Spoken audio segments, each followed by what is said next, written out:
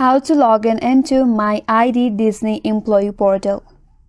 Hi everyone, this is Kate and welcome back to another video, and on today's video we will see how we can log in into My ID Disney Employee Portal. So without further delay, let's get started with this video. So first of all, open up a browser in your mobile device. Tap in the search bar and there type in Disney Hub Login. Now from here, head towards the second link on the search results. That's gonna land you to their login portal. So once you land on the login page, here you have to enter your company email or ID and then tap on next. After that, it will ask you to enter your password. Make sure to type in your correct password, then tap on login. And if you have entered your correct login credential, you will be logged into your My ID Disney employee account. And that's all for today's video. Hope this video was helpful.